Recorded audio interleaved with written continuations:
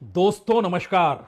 Diplomacy नहीं ताकत, शायद ये मौजूदा वक्त में पश्चिम एशिया और मिडिल ईस्ट के भीतर जो युद्ध की परिस्थितियां हैं उसमें ये नया नाम है। डिप्लोमेसी के जरिए शांति स्थापित की जा सकती है, लेकिन क्या ताकत के जरिए भी शांति स्थापित की जा सकती है, जिसका जिक्र खुले तौर पर अमेरिका ने किया और साथ इजराइल ने दिया। नया सवाल यह है कि 3 बम डालने के बाद ईरान के भीतर परमाणु ठिकानों को तो नेस्तनाबूद करने का दावा अमेरिका ने कर दिया और इजराइल ने अपनी पीठ थपथपा ली, लेकिन ईरान के भीतर से अब यह आवाज आ रही है कि सब कुछ सुरक्षित है। और चंद मिनटों के बाद सुबह होते होते 35 मिसाइलें 14 ठिकानों पर इजराइल को निशाने पर लेते हुए ईरान ने छोड़ डाली। इन मिसाइलों में बड़ी मारक क्षमता वाली मिसाइल खैबर भी है और जहां जहां मिसाइलों ने वार किया वहां वहां तबाही मच गई। बड़ी तादाद में लोगों की मौत और घायल होने की खबरें भी निकल कर आई। लेकिन 2 सवाल अंतर्राष्ट्रीय तौर पर अब बड़े हो चले हैं।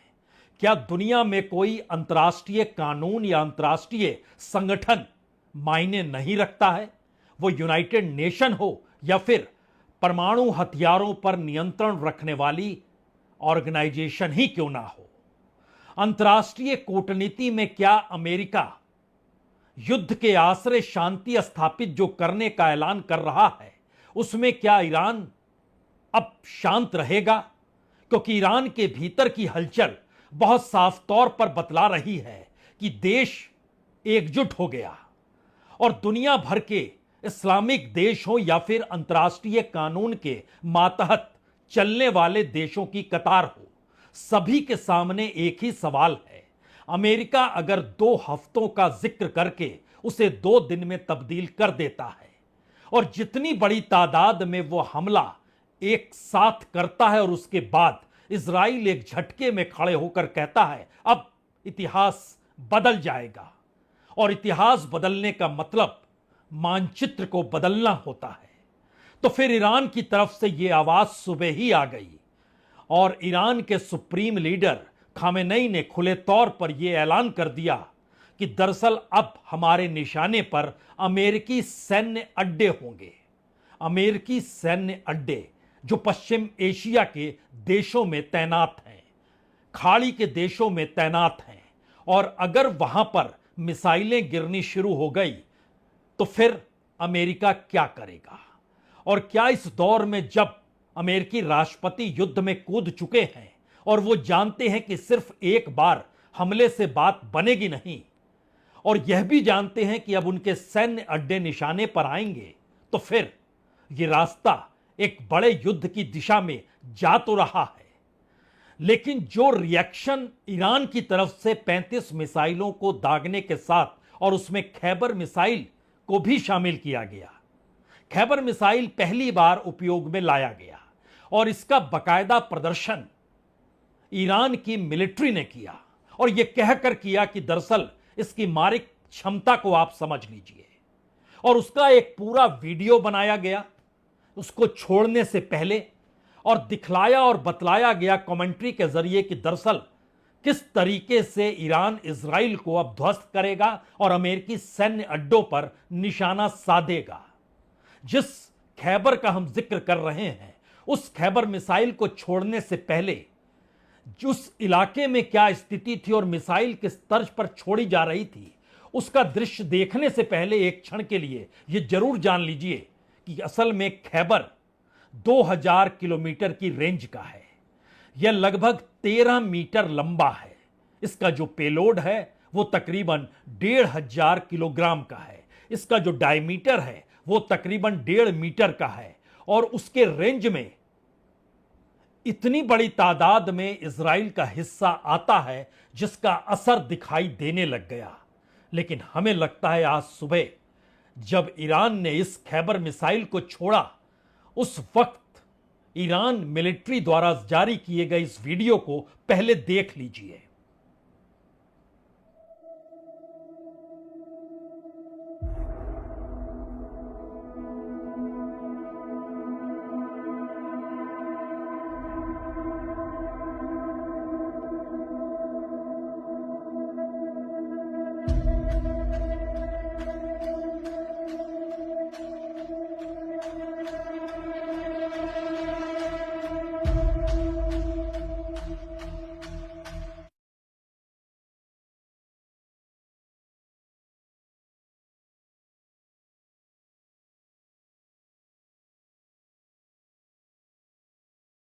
شما چه معکوس 10 9 8 7 6 5 4 3 2 1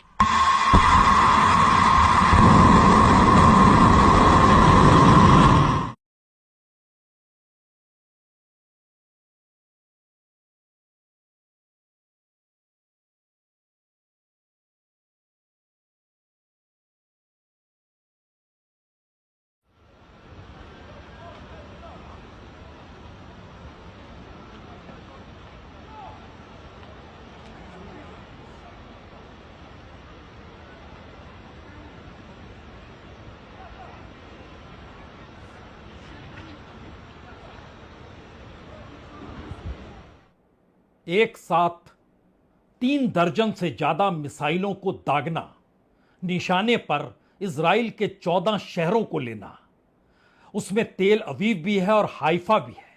हम तमाम जगहों की तस्वीर आपको दिखाएं उससे पहले एक बड़ा सवाल यह भी है कि जो पूरे के पूरे सैन्य अड्डे अमेरिका के पश्चिम एशिया और खाड़ी देशों में मौजूद हैं, वहां की परिस्थितियां भी इस वक्त ईरान के रेंज में है।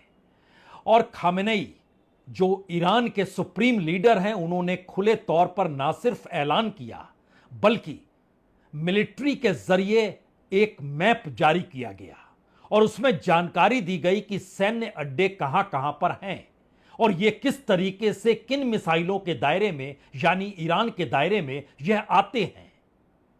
उन मिसाइलों के साथ इस नक्शे का जिक्र करते हुए खामेनेई ने कहा कि अब युद्ध हम खत्म करेंगे, यानी जो अमेरिका ने शुरू किया और जिस तरीके से शुरू किया उसको खत्म हम करेंगे। और यहां यह समझना जरूरी है कि अमेरिकी हमले के बाद सिर्फ एक सऊदी अरब है जिसने ईरान से कहा कि उसे संयम बरतना चाहिए। Iraq, Kuwait, Bahrain, Jordan, United Arab अमीरात, किसी की तरफ से कोई बड़ी प्रतिक्रिया नहीं आई। पाकिस्तान ने निंदा जरूर की, यानी जो सीमावर्ती देश हैं वहां से प्रतिक्रिया सिर्फ सऊदी अरब की आई और सऊदी अरब में अमेरिका के फाइटर जेट और तकरीबन 35,000 सैनिकों की तैनाती है। लेकिन सवाल सऊदी अरब भर का नहीं है, सवाल तो इराक का भी है, जो एरबिल असद एयरबेस है, जहां पर 2000 अमेरिकी सैनिक तैनात हैं। क्या वो ईरान की मिसाइल के रेंज में अब आएंगे और मिसाइलें दागी जाएंगी? कुवैत में तो 5,000 मरीन कमांडो हैं, 2 बड़े एयरक्राफ्ट कैरियर अमेरिका के मौजूद हैं, वह भी निशाने पर लेने का जिक्र खुले तौर पर अब ईरान करने से चूक नहीं रहा है। बहरीन में तो अल उबैद एयरबेस और साथ ही जो रिफ्यूलिंग की व्यवस्था होती है उसको भी निशाने पर लेने का जिक्र है। ईरान की सेना की तरफ से जॉर्डन में, जहां पर अम्मान में 2000 से ज्यादा अमेरिकी सैनिक हैं, और यूनाइटेड अरब अमीरात में जहां पर तीनों विंग अमेरिका की मौजूद है, यानी नेवल है, आर्मी है और एयरफोर्स है, तीनों के बेस हैं, 6000 सैनिकों की मौजूदगी है। उन्हें भी निशाने पर अब ईरान क्या ले लेगा? और इसके साथ बड़ा सवाल यह भी है, अगर ईरान के निशाने पर कोई भी सैन्य अड्डा जो अमेरिका का है वो आता है तो उसके बाद अमेरिका क्या करेगा? और अगर अमेरिका ये मानकर चल रहा है या ट्रंप ये मानकर चल रहे हैं कि उन्हें युद्ध की इजाजत जो अपने कांग्रेस से लेनी है, यानी पार्लियामेंट के भीतर से जो सहमति होनी है, अगर उस सहमति से पहले ही ऐसी स्थिति आ जाए जहां पर अमेरिकी सैनिक हताहत हो, तो फिर इजाजत लेने की जरूरत पड़ेगी नहीं, या फिर अगर कांग्रेस की वोटिंग होती है तो खुद ब खुद दबाव में कांग्रेस आ जाएगी, क्योंकि अमेरिकी सैनिक हताहत हुआ होगा, अमेरिकी सैन्य अड्डे वहां पर मिसाइलें दागी होगी। ये दोनों सवाल एक साथ चल रहे हैं। अन्यथा अगर एक ही अटैक किया गया तो फिर यह ट्रंप शांति स्थापित करने की दिशा में अपने कदम को सही ठहराएंगे और अमेरिका के भीतर के विरोध प्रदर्शन जो हो रहे हैं वो थम जाएंगे। लेकिन जो खैबर मिसाइल है या जितनी भी मिसाइलें अभी तक दागी गई, उसका असर इजराइल के शहरों में क्या हुआ, किस तर्ज पर हुआ, तस्वीरें खुद ब खुद अब बयां करने लगी है।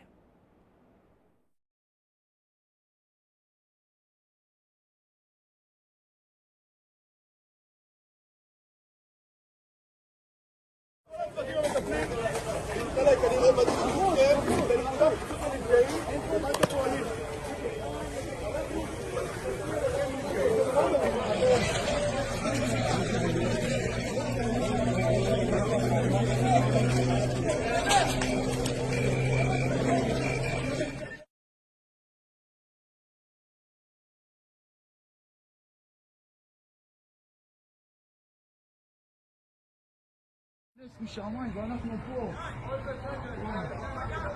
بولتغي بو بيرتل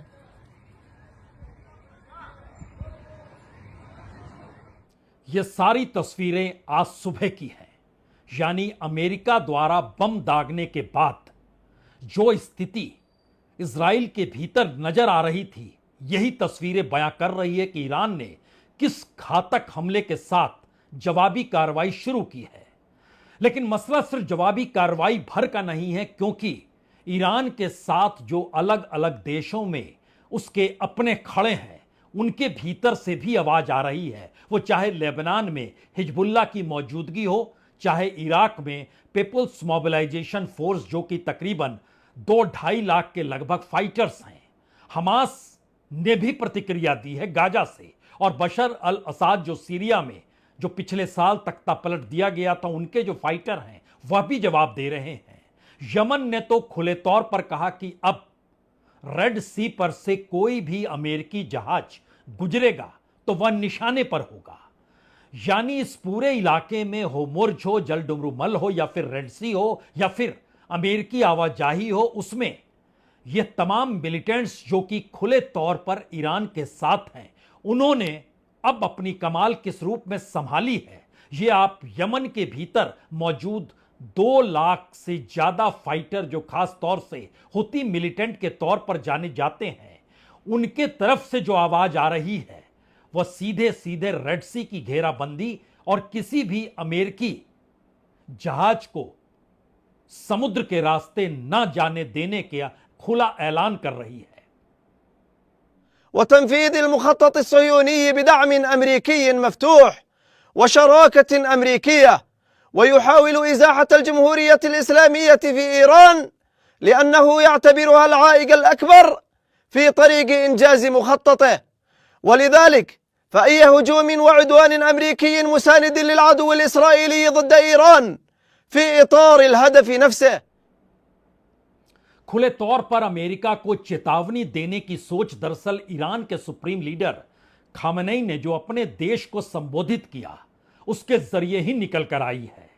और उनका कहना है कि जहां जहां भी अमेरिकी विमानों ने हमला किया या जिस B-2 बॉम्बर के जरिए नुकसान पहुंचाने का जिक्र है, दरअसल उससे बहुत ज्यादा क्षति ईरान को हुई नहीं है। और ईरान के भीतर से अब जो रिपोर्ट आ रही है, उसमें फॉर्डो और नतांज जो कि यूरेनियम इनरिचमेंट प्लांट हैं, और इस्फान जो कि uranium carbon plant conversion plant जो माना जाता है, इन तीनों जगहों से हथियारों की आवाजाही 48 घंटे पहले ही शुरू कर दी गई थी, यानी हटा ली गई थी। और जो सैटेलाइट पिक्चर्स भी आ रही है, वह भी बतला रही है कि यहां पर जो हमला हुआ है अमेरिका के जरिए, वहां पर कुछ था ही नहीं। लेकिन उसके बाद का सवाल है कि ईरान के भीतर सिर्फ फोर्डो, नतांज और इस्फान भर नहीं है, बल्कि बूशहर भी है जो कि न्यूक्लियर पावर प्लांट जहां पर है, बंदर अब्बास भी है जहां पर यूरेनियम माइन है, मारिवान न्यूक्लियर एक्टिविटी का क्षेत्र माना जाता है, और बरामिन भी न्यूक्लियर एक्टिविटी का क्षेत्र है। इसके अलावा जो रिसर्च की फैसिलिटी है वो तेहरान में भी है, वो अराक में भी है, वो बोनाब के भीतर भी है। यानी इन तमाम जगहों पर स्थिति ईरान कह रहा है हमारे अनुकूल है, ऐसा कुछ भी नहीं हुआ है। लेकिन अगला सवाल यह भी है, इन सब के बीच परमाणु नियंत्रण को दुनिया भर में अंतर्राष्ट्रीय तौर पर देखने वाली IAEA की भूमिका क्या होगी। इमरजेंसी बैठक बुलाई गई है, लेकिन कल, आज नहीं। इमरजेंसी बैठक कल होगी, और ईरान किस रूप में परमाणु हथियारों को लेकर अब आगे बढ़ सकता है या नहीं बढ़ सकता है, अमेरिका का दावा सही है या नहीं सही है, या फिर इजराइल जो कह रहा था उसके पीछे भी कोई सबूत था या नहीं था। इन तमाम सवालों के जवाब बीते दिनों यूनाइटेड नेशन के तक के भीतर IAEA ने दिए हैं। लेकिन एक बार फिर इमरजेंसी बैठक में यह परिस्थिति दोबारा से उठने वाली है। क्या ईरान सक्षम है या नहीं है, या सब कुछ बर्बाद अमेरिका ने कर दिया जो ट्रंप दावा कर रहे हैं? सवाल यह है कि जिस जहाज या जिस बॉम्बर का इस्तेमाल किया गया, उसको देखने और उसको समझने के लिए हमें लगता है कि उसकी ताकत का एहसास इस रूप में होना चाहिए कि इसके बारे में कहा जाता है कि B-2 बॉम्बर जो JBU-57, इसकी भी बम की जो खासियत है जो अमेरिका के जरिए दागी गई, और इसको लेकर जो B-2 स्प्लिट स्टेल्थ बॉम्बर कहा जाता है, इसका वजन तकरीबन 71,000 किलोग्राम का है। यह तकसन टेक ऑफ जब करता है तो 1,71,000 इसमें विस्फोटक होते हैं। इसकी रेंज 12,000 किलोमीटर तक है। इसकी कीमत 17,000 करोड़ तक है। इस विमान की पूरी प्रक्रिया को अमेरिकी राष्ट्रपति व्हाइट हाउस के सिचुएशन रूम में बैठकर देख रहे थे। तो एक तरफ वो देख रहे थे और दूसरी तरफ आसमान में गोते लगाता हुआ यह B-2 स्प्लिट स्टेल्थ बॉम्बर जिस तरीके से चल रहा था और जिन भी शहरों को पार कर रहा था, पूरी तस्वीर एक झटके में आंखों के सामने उभर सकती है। ध्यान दीजिए, व्हाइट हाउस की सिचुएशन रूम और दूसरी तरफ आसमान में मंडराता हुआ यह जहाज जिसने अटैक किया 3 ठिकानों पर, परमाणु वाले ठिकानों पर।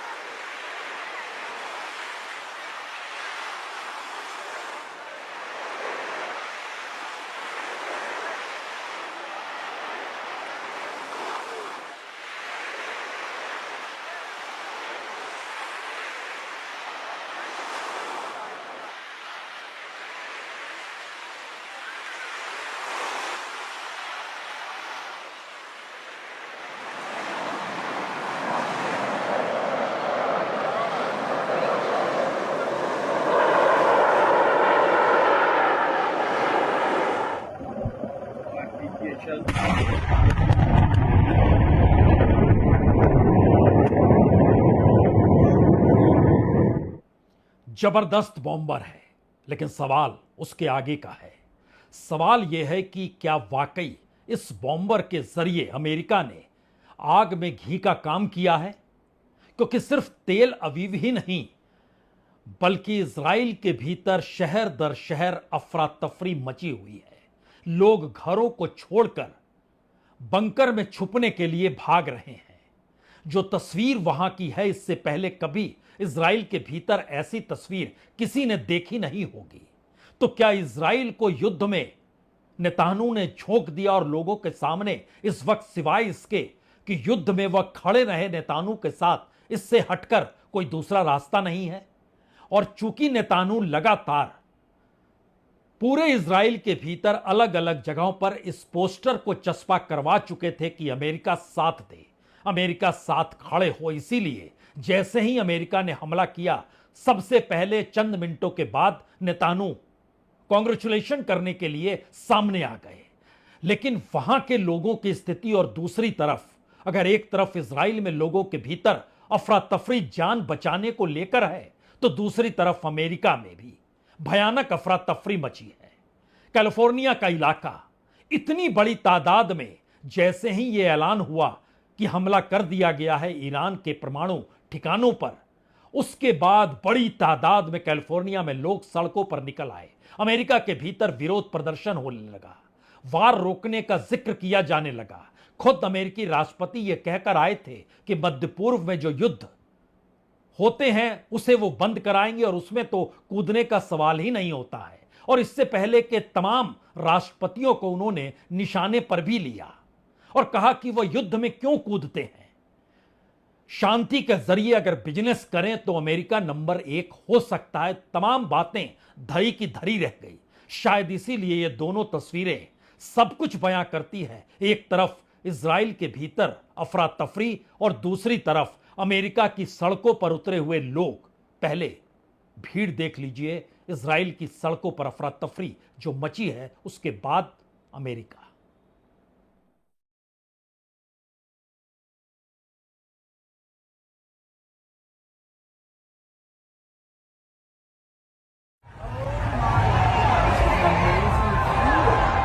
America's pissed off, people.